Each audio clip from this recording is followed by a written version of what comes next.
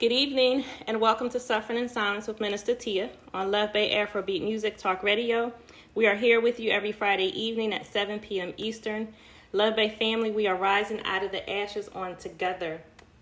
So Luv Bay, we do have a change on tonight. Our guest was supposed to be Rebecca Baylog, but we had to make some changes. So Rebecca will be with us in the future. But tonight we have with us our co-host, Carrie Hardy. And we also have our co-host, Jennifer Peterkin of The Human Experience. Tonight, our topic will now be triggers and suggestions. So listeners, if you have any questions or comments for our guest or our co-host, which guest being Jennifer for tonight, you can email us at sufferinginsilencedv@gmail.com. Or if you have any resources that you would like to share with us on the national or local level from your country, your community, or your local organizations, or your faith community, you can also email us at sufferinginsilencedv@gmail.com. So, Carrie, would you like to greet the listeners on tonight? Hi, my name is Carrie Hardy, and I am a writer. I'm an African-American writer who specializes in basically women's narratives, and I really enjoy capturing empowerment stories, especially empowerment stories that come from a journey on overcoming trauma and things like that. Mm-hmm. And I also work with people on their brands and helping them tell their stories to basically add a narrative behind their brand and the products that they have. So I do creative writing and I do kind of the more copywriting. Awesome. And how are you doing, Carrie, with your mentoring group, the kids that you mentor? How are they doing? They're well. Misha, I love her so much. She's like my little sister. She's doing really, really well. Awesome. Her school is doing well. And then I have like there's like two boys, and they're doing well as well. I'm just like working with them. Oh, that's good. So we'll get an update throughout the summer to see how they were doing. I love your smile, Carrie, talking about the kids. Yeah. Jen, you want to greet the listeners on tonight? Sure. Hello. I am Jen Peterkin. I have been on Suffering in Silence before, as Tia said, as a co-host before, and tonight I sort of get to be a guest, so that's fun. I am a survivor of domestic violence, and my being a survivor led me to advocacy. So I've been an advocate for 7 or 8 years now, and just really enjoy being on this program and partnering with Tia and Carrie and Pastor May on this journey. I also have a project that I've started, but we're still working on. It's called The Human Experience. It is a blog, and hopefully we'll be launching a podcast this fall, winter. The premise of The Human Experience is it's about storytelling. It's about how our stories, our experiences make us who we are, and they determine our values and our principles and how we relate to other people and how we receive and show compassion as well. So just be on the lookout for news and upcoming projects. If you want to follow me, my Instagram is at getthehx, or you can go to my website, getthehx.com. Awesome. Thank you so much. And listeners, as we do, we would like to start with sharing some resources. So with Australia, we have the National Family Violence Counseling Service. Their website is www.1800respect.org.au. Their phone number is 1-800-737-732. In the UK, we have the National Domestic Abuse Helpline. Their website is www.nationaldahelpline.org. Their phone number is 0808-2000-247, or you can reach out to Women's Aid, AID. Their website is www.womensaid.org.uk.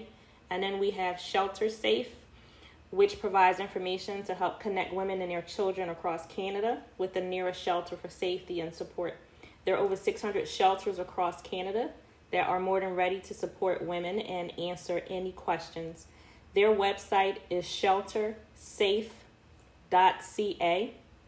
For more information about Shelter Safe, you can email the Women's Shelters Canada at info@endvaw.ca. So now, listeners, as we turn to our topic on tonight, triggers and suggestions, I would like to share the first part of an article that I came across.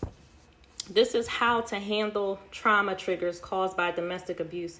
This was written December 14th. It's from 2014, written by Kelly Jo Holly. Many people living in abuse and people who have left their abusers experience trauma triggers related to what they saw, heard, smelled, touched, or tasted during abusive attacks. The trauma triggers are different for everyone, but fortunately we can handle trauma triggers summarily. A trigger is any event or object that reminds you of or subconsciously connects you to an aspect of your abuse. Triggers cause you to behave in the same way you did or during or immediately after the traumatic event because your brain does not differentiate what happened then from what is going on around you now. Or a trauma trigger can cause enough anxiety to disrupt your day from a momentary lapse to a panic attack. Typically, the symptoms you feel from a trauma trigger call up the unhealthy coping skills you used at the time of the trauma or the emotions that you had at the time.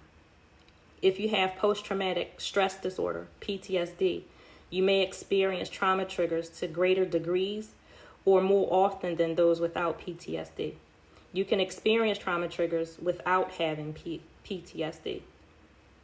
When you experience the symptoms of a trigger, you may or may not relive an event. Not every symptom of a trigger causes you to dive under a table, as the movies have shown war veterans to do. Most triggers cause much less dramatic reactions. To complicate matters, you may or may not realize that you have experienced a trigger. For example, I yelled at my friend the other day because a phrase he used triggered me. I did not realize I experienced a trigger until I noticed him looking at me with confusion. He did not understand my angry reaction. His reaction to my outburst caused me to retrace the conversational steps to discern why I'd exploded. Sure enough, I traced my reaction to a set of words my ex-abuser often used. The symptoms of experiencing a trauma trigger vary, but here are some of the most common. Sudden or unexplained bouts of crying, fear, paranoia, anxiety and or panic attacks, sudden physical symptoms such as nausea or fatigue, irritability, intrusive thoughts, being easily startled, hypervigilance, or other signs that your mind is on alert for trouble, and display of unhealthy coping mechanism you use during or after the attacks, such as substance abuse, self-harm, or even going to bed to sleep it off. So from personal experience, Carrie and Jen, I can say that recognizing your own triggers is very important. And I've learned for me that triggers are more than what may appear to be the obvious. You know, like an individual probably avoid being around loaded weapons and things like that. So, for instance, for me, after I had recently left my ex-husband, I went to the theaters to see the movie, The Perfect Guy. That's a movie about an abusive guy who on the outside, he basically appeared to be perfect. So I went to see this movie. When I went, I was going to prove a point to myself when the movie began and as it went on, I was extremely uncomfortable. I felt like I was watching myself on the movie screen. There were so many similarities to my life, but I felt like I had to watch it. I couldn't leave. And again, I was really trying to prove to myself that I was okay, and I really wasn't. By the time I left the theater, I was really shaken up, and I was freaked out for at least a week after that. So from that experience, I learned not to force myself to watch a movie, read a book, or go into a place that would be harmful to my psyche.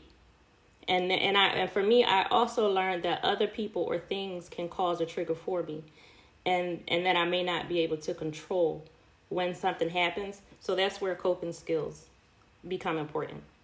So, and like an example with that, I was at an event with a friend, and he was giving me a ride back to my car. When we got into his car, he pulled off really fast, so fast that the speed of it actually pushed me backwards into the car seat. And so when he did that, I asked him to stop, and he looked directly at me, and he laughed in my face, and he did it again. And then I instantly started having flashbacks.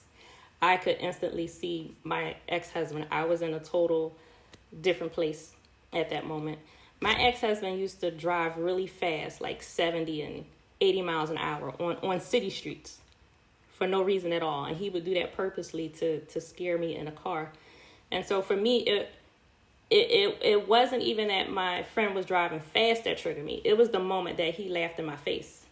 That sent me to a completely different place.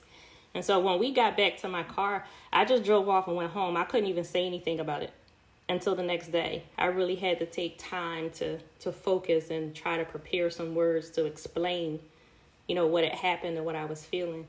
And when I did talk to him the next day, he said, I'm sorry.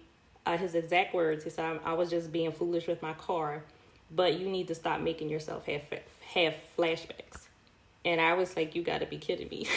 I was like, I was shocked because basically he was saying, I was making a big deal out of nothing, and it was my fault. He never owned up to his behavior. And again, I was really dumbfounded that he would say something like that. So then I went into explaining, what flashbacks were, and, and trying to point out, you actually caused this one. And it was a waste of breath. But, I had that experience. And so with that, I would highly suggest that anyone not allow another person to determine what a trigger is for you or what's bothersome for you, because you. And don't let their reactions deter you from caring for yourself. So just with that, Jen, I would, ask you to share your thoughts on triggers, or even, I was thinking of, the question of what would you say to a person who's trying to actually identify their triggers in their life? How can someone actually identify a trigger? Yeah. Well, I think that trigger has become like kind of what you said, such a buzzword. And so that's not a bad thing, because I think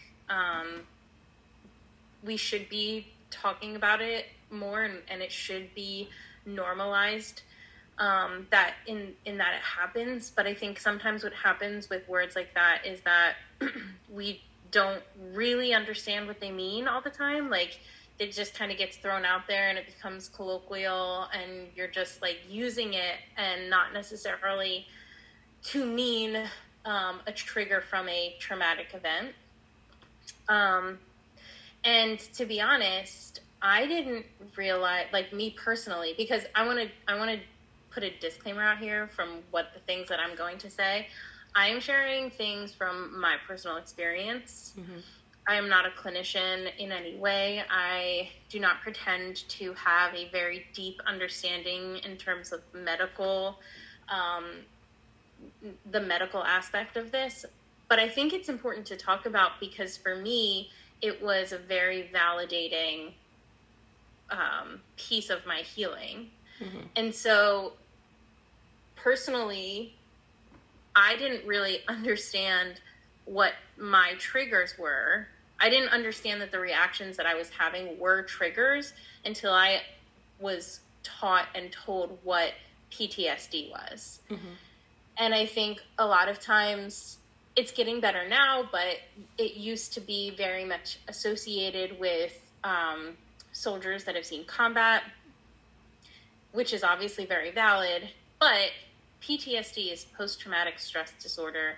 So it's any traumatic stress event. And what I think people don't understand when we throw around PTSD is that it actually is something that changes your brain. It's not something that you can just kind of say like casually, or like if you've been diagnosed with PTSD, it's not something that is just a name given to your trauma. It is an actual physical changing of your brain. And for me personally, that was a very validating part of my healing process, because so much of what I had experienced was like me thinking that I was going insane, mm-hmm. that I was, and I think every survivor deals with this to some extent, that kind of imposter syndrome of, is this really as bad as I think it is? Did this really happen? He's gaslighting me or she's gaslighting me and whatever. So I think that me learning the actual process of how your brain changes and that there are clinical pieces to this really made me able to step back and see what my triggers were. And so part of figuring out my triggers personally, and I think can be a good tool for people to use, is that I didn't know something was a trigger until I got triggered. Right. Like, you don't know what you don't know, right? And so I would say for me that I figured out most of my triggers because the way that I was reacting to something wasn't making sense. Yeah. It didn't make any sense for what had happened. My reaction to it was so either like so blown out of proportion or so odd and weird. And that's kind of how I figured out, I'm having a traumatic response to this. And that is a trigger. So for me, my ex-husband drank very heavily, and like we could not get through anything without alcohol. We couldn't go to restaurants if they didn't have alcohol at them. And so when he got drunk, he was not like a rage monster, but he was definitely like a lot angrier, and he was belligerent. So it was like caring for a child when he was drunk. Mm-hmm. And so I found out one of my triggers when I was around some other people and I was asking somebody a question, and they were so drunk that they couldn't answer me. They couldn't give me like a straight answer. And I asked the question like 2 or 3 times. They couldn't give me a straight answer, and I lost it. I had to walk away. I was sobbing, could not catch my breath. And I'm like, what is happening to me? What is this response? Like, who cares? It's not a big deal. Like, just walk away from the drunk person. But obviously that's not what it was about. Right.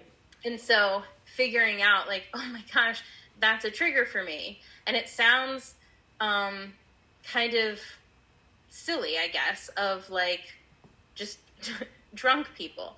But it was that specific interaction. It just immediately brought me back to dealing with my ex-husband and him being belligerent and him, not being able to be adults and communicate in a way that makes sense. And so for me, it was that was like my first very visceral experience that I remember. in identifying triggers. So I think that, like I said, you're not going to necessarily know what your triggers are until you have them. And they can range, and your reactions can range.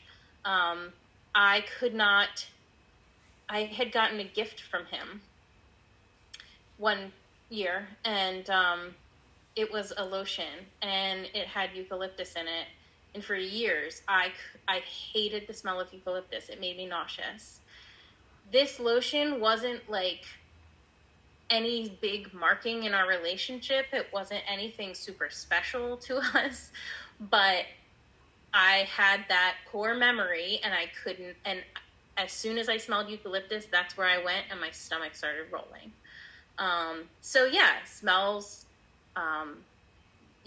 memories, whatever, it all matters, and nothing is too big or too small to be a trigger when your brain is literally just activating your flight or fight response. Yeah. So, Carrie, what do you think? What are your thoughts on triggers? So me and triggers have an interesting relationship because my go-to with my PTSD is suppression. So when you talk about triggers, I kind of have, my experiences may be unique or perhaps a bit unrelatable to people because sometimes I'm triggered and I don't know it. Because sometimes I'm just numb or I'm just suppressed. So, or I'm dissociated. So it's like, yeah, that'd be a trigger, but I didn't realize it because I'm not in tune with my emotions. I'm not in tune with myself. I also work a lot. So that's very distracting for me, and it keeps a lot of pain and things and hypersensitive. I wouldn't say hypersensitivity like over. When I say hypersensitivity, y'all, I don't mean oversensitive. Just like when you're more aware or more reactive to something because you have history with A, B, and C. Right. I may not have that hypersensitivity because I'm not in touch with my feelings to begin with. So, I've been trying to breathe though and work on my breathing, and I've been trying to work on letting things out. Like sometimes if I feel really anxious or if I feel really depressed or something, I'll try to just feel it for a few seconds in that moment, like really, really feel it, and then I'll block it out. Or then just yesterday I was like screaming a little bit because I was like, maybe that will help let it out. I know I have to let it out somehow, because emotions like that are basically like waste in your colon. It's kind of like the same thing. Yeah. You have to like let it out or it's just going to sit there and harden. And do you know what waste does when it gets too hard in your colon? It can put a hole through it. And then all this waste toxicity goes into the rest of your body. It's like basically it's septic.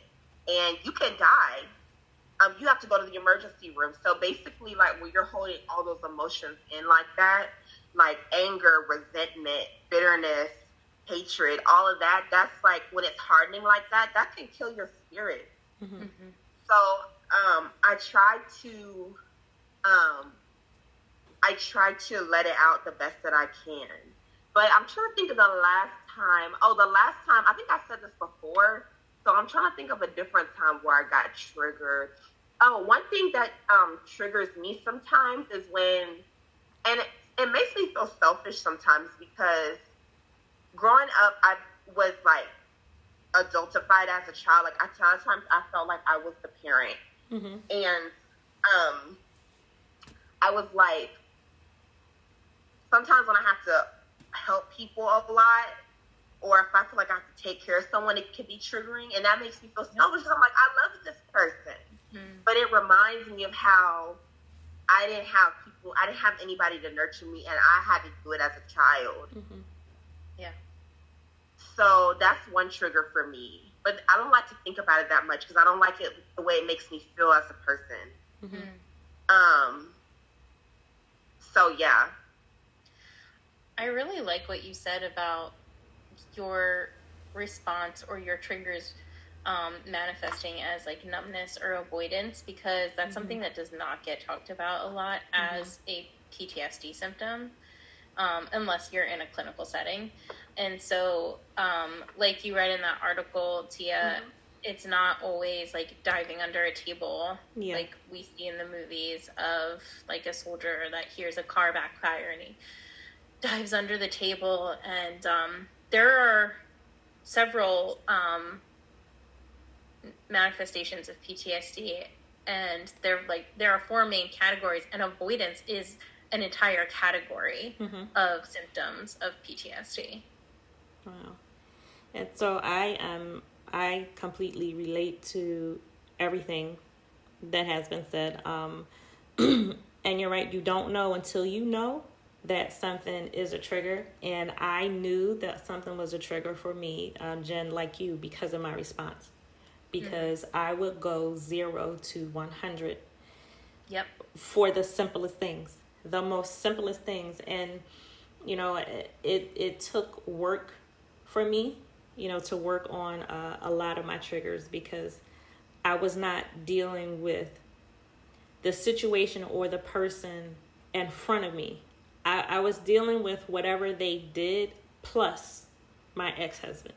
So I laid there was a lot of anger and hurt on top of what just happened. So, you know, I had to get to that point of my own understanding and working it within myself to know how to deal with the present with the proper response, because I was just full 100, just overblowing a lot of things. And there were moments that I did not know something was a trigger until it happened. And then, you know, when you talked about that crazy or insane feeling, at one point I started having panic attacks in my sleep. And I would have panic attacks. I would have 2 or 3 panic attacks in one night, several times a week, like 3, 4, 5 times a week. And I thought I was crazy. I felt like I was losing my mind. I didn't understand the panic attacks, because that was new to me. That was something different. Yeah.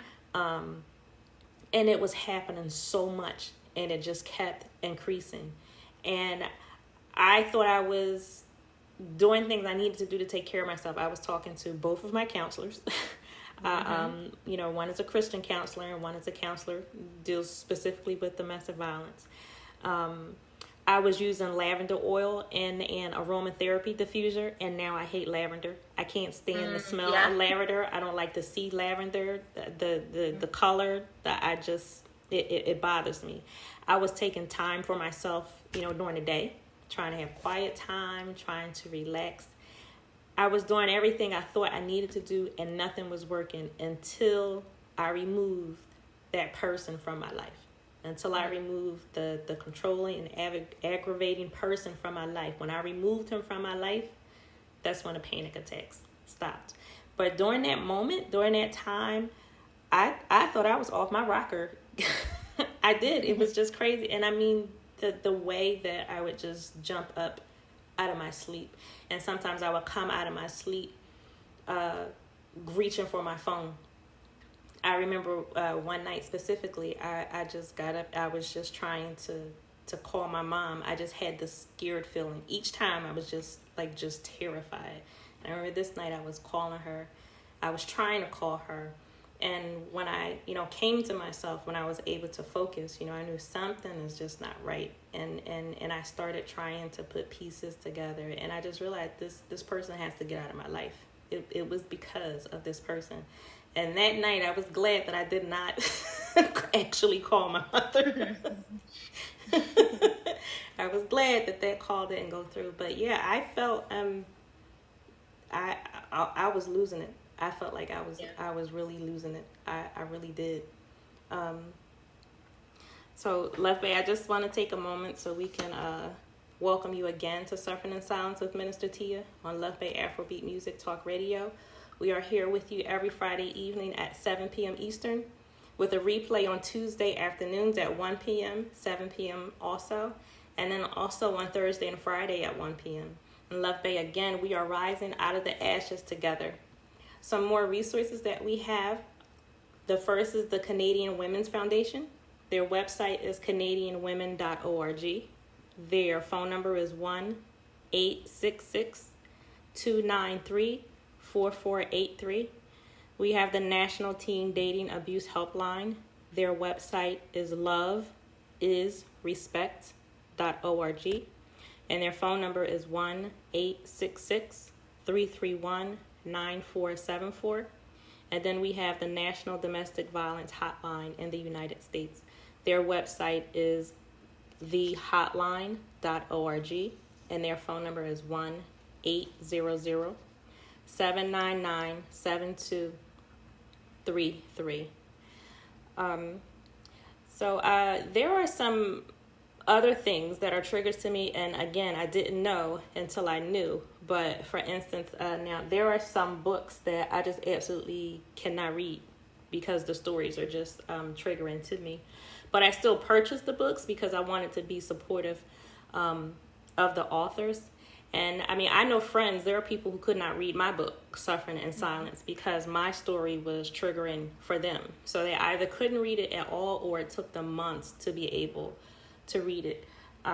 So for instance, for me, this I have it right here, The Maid, written by Stephanie Land. And this was also a series on Netflix. I purchased this book because I wanted to support Stephanie. I cannot read this book. It's still like in brand new mint condition. And when I saw the trailer on Netflix, for about 3 or 4 days, I was just done. That trailer really, I instantly started having flashbacks just from seeing the trailer. I just remembered the fear of not being able to financially care for my children. That fear gripped me and held on to me for days. That was from watching the trailer that was a minute long. There's another book, Assume Nothing, a story of intimate violence. And this author is Tanya Selvaratnam, Selvaratnam. I'm sorry I pronounced it wrong. But I purchased her book as well because I wanted to support her. I actually saw an interview that she did. I believe it was on the Tamron Hall show.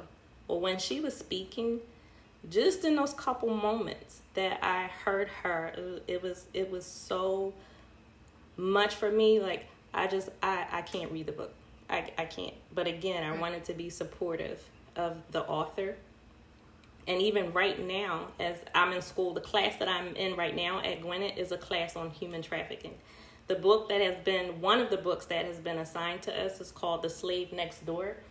The authors are Kevin Bales, Bales, and Ron Soodlater, Soodalter. I've only read 2 chapters of the book because I can't read it. I haven't had a discussion with my professor about it, but I can't read it. And so there are some things that are just to me that I've found. I didn't think they would be triggers. I didn't think hearing another survivor's story or reading another survivor's book, someone doing what I do, I didn't think that it would trigger me to where I couldn't hear the details of it. And I found that there are just some stories that I just can't take. Now, there are other survivor stories that I can, get through, other books that I can read, other movies that I can watch. Like, there was a movie, I think it's called Enough. I think Jennifer Lopez was in that one. I could watch that movie all day long. And there was another movie, I can't remember the title. I really want to say that Sandra Bullock was in this movie. It was an abused wife, and her husband always had her isolated. And the way that she got away from him was actually swimming. They were out on a boat. She'd learned to swim, and she orchestrated like this whole thing, and that's how she died. I could watch that movie all day long. But The Perfect Guy, no way ever I would be able to do that again. So I have to tell you, yeah, because when you were talking about the movie that you went to see, I thought I had gone to see the same movie, but it's a different movie. It came out the same year though, and I went to see it. It wasn't a test for myself though. Like, I genuinely thought I was gonna like this movie, but it was about it wasn't even like a husband, but it was about a stalker. And it was my birthday, and I went and saw this movie. I left so sick to my stomach after watching this movie. I was so upset and so triggered, and I had no idea that was going to be the response. Yeah, and it's just so. It can be really I want to say devastating. It can just be really, just traumatic when you don't know that something is a trigger and then something happens. Like, there are things that can happen and I can just instantly shut down, and that is not a good feeling at all. To be like, I could be out in the open, and hear something or smell something and be triggered, and like I could just freeze, for a few seconds. That's not a good feeling at all. And then to be around people who may not understand or care what triggers are, what causes trigger, what trauma is, and to get the response like, well, stop making yourself have flashbacks. That doesn't help the situation at all either. But yeah, so can I talk just a little bit about, because I don't have like a very large understanding of this, but I do have a little bit of understanding of what happens to the brain when you have PTSD. Mm-hmm. And for me, this was like my this was my turning point, one of my turning points, I guess. And it was a really important moment for me because I was like, okay, this is actually a physical thing that's happening. I'm feeling this, and like I'm having these flashbacks and everything like that. Like, I know it's real, but at this point it's only real to me. It's only real in my head. And the reality is that no, your body has actually changed. Your brain has changed. And hearing both of you talk, I'm just like, I mean, obviously I have them too, so me notwithstanding, I'm just like, no, it's fine. You're both fine because your brain has changed and it's okay because everything's going to be fine. It just takes time for your brain to figure out what's happening. Yeah. So there are 3 parts of your brain that change with traumatic stress: the amygdala, the prefrontal cortex, and the hippocampus. So your amygdala is your like alert system. It's the alarm in your brain that like tells you when you're in danger. Your prefrontal cortex is the brakes of your brain, and it works alongside the amygdala to say like, yeah, this is not as bad as you think it is. You can calm down. Your hippocampus is your memory center, and it's kind of what it stores your memories, and it tries to make sense of what happened. So it's not just like as it's happening, it's processing it. Your hippocampus can like keep something there and keep going over it and over it and over it. So when you experience traumatic stress, your amygdala changes and it starts, it becomes overactive, which is why we have these responses where we can't seem to shut our brains off. When you're sitting in front of something and you're like, I physically know that there's not actually danger here, but I can't stop my body from feeling that I'm in danger. Your brain is telling you that you're in danger. And so a lot of times with traumatic stress, when your amygdala starts overacting, your prefrontal cortex stops acting or becomes damaged. And so it's not there to tell your alarm center, put the brakes on, things aren't as dire as they seem. You don't have to fight or flight. And then the hippocampus, which also part of that releases your stress hormone, cortisol. if that gets damaged during traumatic stress, the hippocampus can actually shrink and release more of your stress hormone, release more cortisol into your body. And it can lose the ability to differentiate between past and present experiences. So it's like these three things are kind of short-circuiting and recreating your trauma, basically, for you.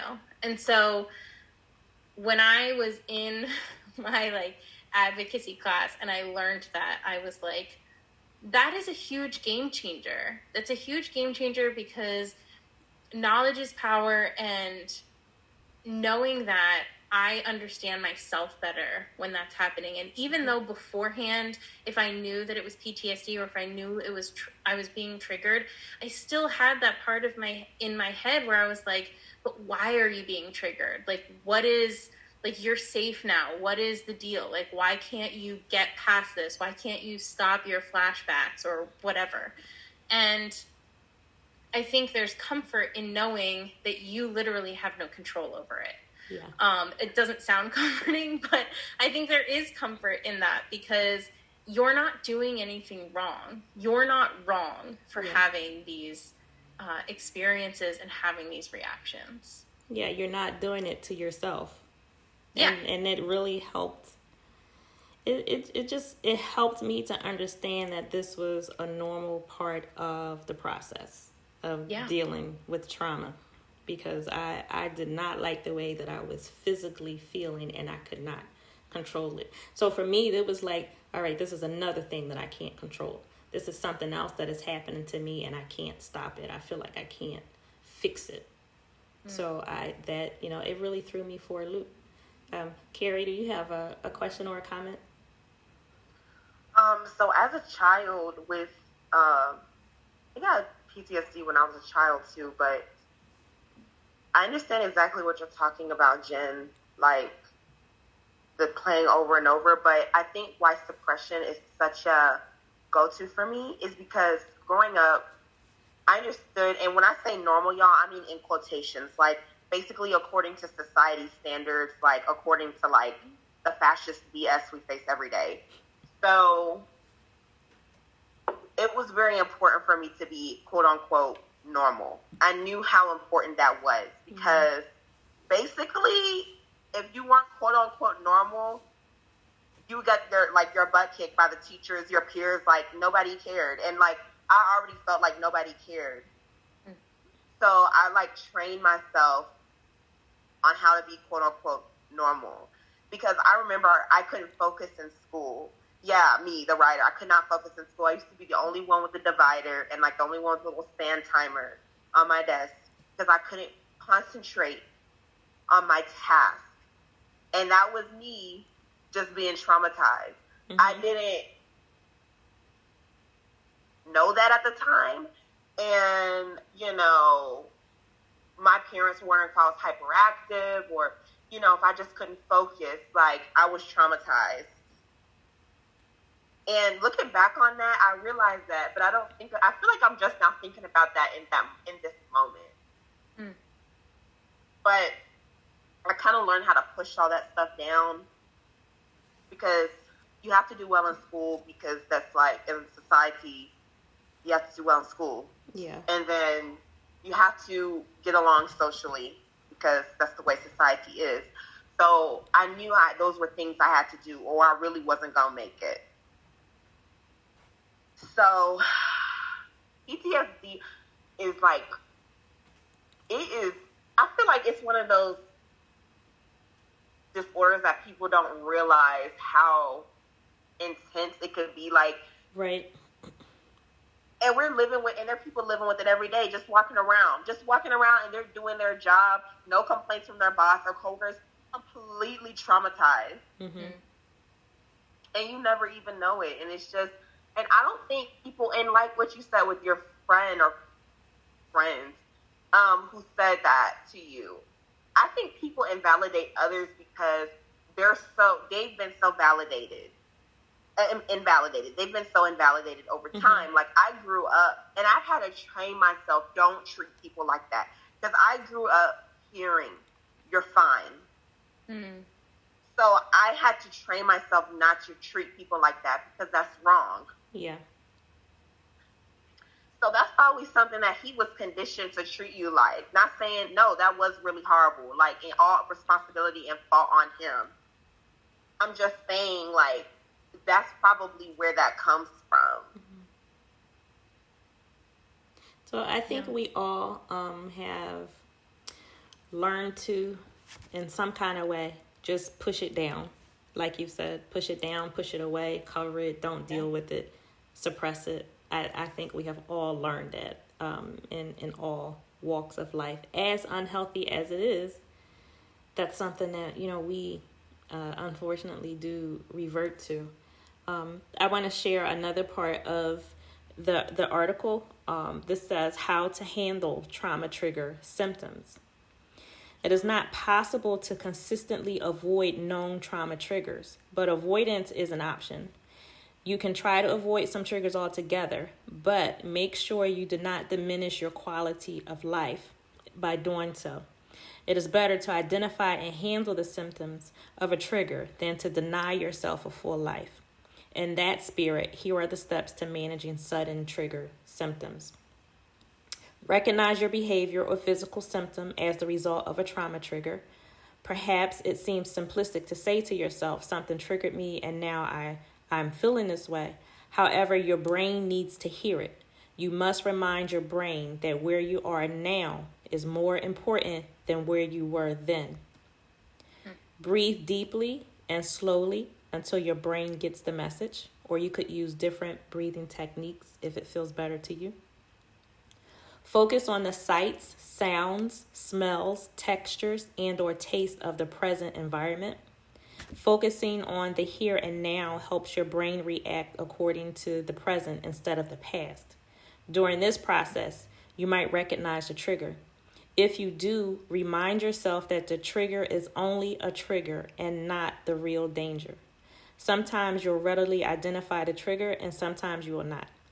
Identified triggers help you more because recognizing the trigger lessens its potency. The next time that the trigger occurs, you probably will not react as harshly.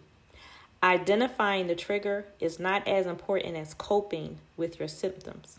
Help yourself come back to reality first. Attempt to identify the trigger later. And finally, do something that will make you feel more safe, calm, or confident.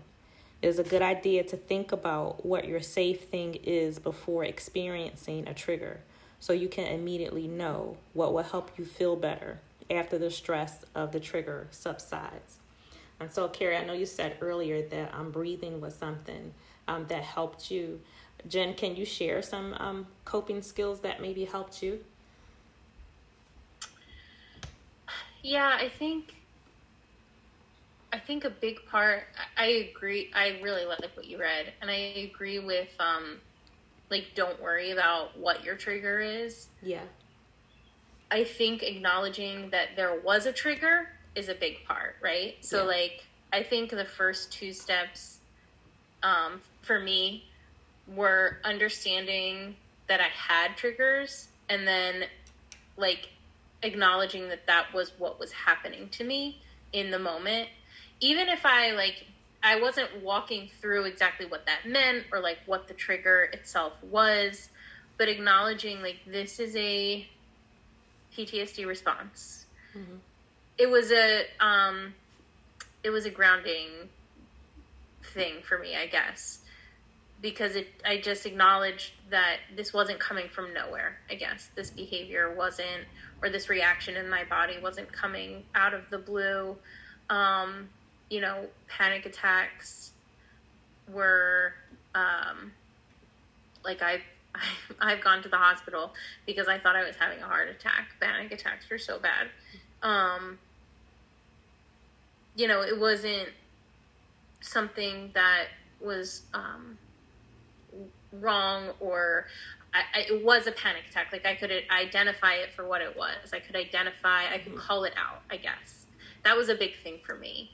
And then absolutely just one of the things that I think is really important is you have triggers that or you have memories or whatever that can trigger you, but you can also reestablish things that bring you out of that. Mm-hmm. So, you know, having like a routine or having something that you do to calm yourself down, kind of like what you were saying, Tia. I know it didn't always work for you, and now you hate lavender, and that's totally fine. Like that can just be for a season. But I think it is important, like, to know, okay, be kind to yourself in going through a trigger, walking through a trigger, and your response to that. This is not the time for like reflection, and it's definitely not the time to start beating yourself up for why you're behaving that way or why you're acting that way or reacting that way. You know, take a nap. Yeah. They're very underrated. Take a nap, go lay down, go for a walk, go establish something that like makes you feel good. However selfish or odd or whatever it is, just do something that makes you feel good in the moment and just kind of grounds you in your current reality. Because hopefully when you're having these episodes, I hope that you are already safe, that you're already in a place of safety. Yeah. So for me, the grounding techniques really worked and really helped. But that was when, you know, my trigger was something on the outside. When I was dealing with the panic attacks, I was really frustrated because there was nothing around me. There was nothing happening. I would literally wake up out of my sleep with a panic attack, and several times. So that really, really frustrated me. And that was a time where I really had to be more caring to myself and try to be understanding to myself and like give myself a break, because it was like I was fighting myself in my mind, like, what is this? Why is it not stopping? Because I'm in a different place now. But for me, really, with the panic attacks, there was a specific person that I had to just completely cut, you know, contact with. The controlling behavior and all that. I had to remove that person. But also for me personally, and I think it's a good idea, as you know, you were speaking of, to have a plan, to know what you will do if a trigger does come about. You know, so for me, I would talk to myself and I would tell myself, okay, if I get an email that upsets me, I am not going to immediately respond to this email. I will take some time, even if I have to leave it and come back the next day. I would not immediately respond to a phone call, you know, or a message. And I will also tell myself that I have to see this person in the here and now for whatever it is that they just did or said, and deal with them in that context and not let my past come into it. So I really had to talk myself through steps like that, and it helped. You know, it was hard, but I had to do that after I first recognized, you know, the problem. And again, as we said before, I recognized the problem because my response wasn't warranted. It really wasn't. And then I think another idea, and Carrie, tell me what you think. I think another idea, and I can do this because of where I am in my life now, but to make a list of things or people or places that may be a trigger for you.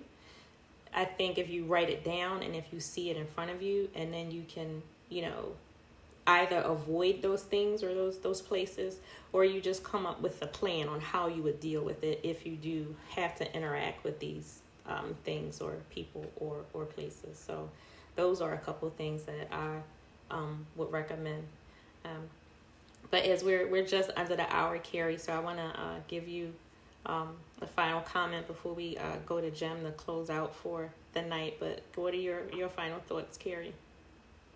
Okay, so when you were telling that story of the lavender, my creative writing brain was going off. So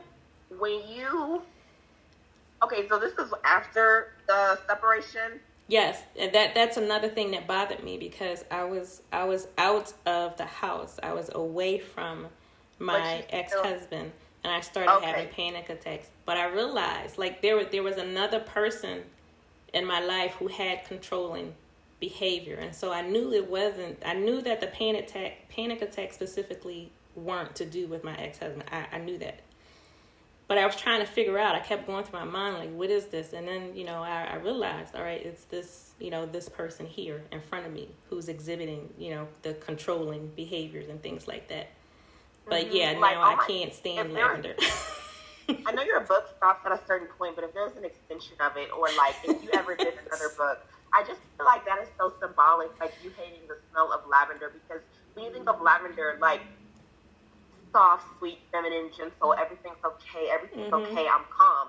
And like everything inside you was like screaming, no, I'm not okay, I'm not calm, I don't feel sweet, I don't feel gentle, like I'm not feeling like all of this gentle, sweet, soft, feminine energy right now. And like lavender kind of symbolizes that. So it's like, I don't know. And this always goes back to what I say about the emotion of anger. I just hate how the emotion of anger is so masculinized.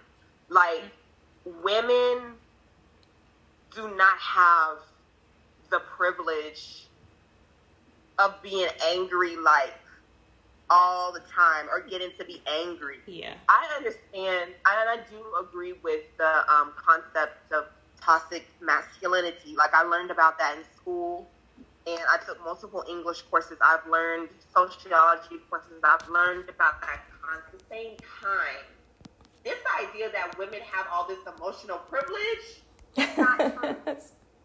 That's not true. Because if we cry, we're being overdramatic. If we're angry, we're being a P-word, or we're being too much. If we're depressed, we're not being a good mom or a good wife or whatever. It's like, we do not have all this emotional liberty. And sometimes it aggravates me, because I feel like the idea of toxic masculinity conveys that women have all this emotional liberty, when that's not true. Well, yeah. Well, I take my liberty. Right. I take my liberty, okay? I don't like lavender. I don't like the oil, the soap, lotion, whatever. I don't like it. I don't like to see the color. I just saw the film. Now Sweet Magnolias is on Still Magnolias is on Netflix. That oxymoron irritates me. So basically an oxymoron, y'all, is like when two opposite words are put together to make one phrase. Like Courage the Cowardly Dog, that cartoon from like early 2000s or whatever. I don't like that. Still Magnolias, because I feel like that's expected of women, to be soft and sweet and floral, but at the same time strong. And I don't like that, because I feel like that's so demanding. Like, can we not pick one? Well, you know what? I don't think society is going to go that way. I think society is always have to be the skill. I'm sorry, I'm going off, y'all. Y'all know I have to be the skill. We have to be still and a magnolia. Yeah. Well, and that is something I believe that society will just continue to do. So, and that is where we stand up. And Jen, I'm going to use that word again. Boundaries. We have our own boundaries. Every episode. And look, I don't like lavender.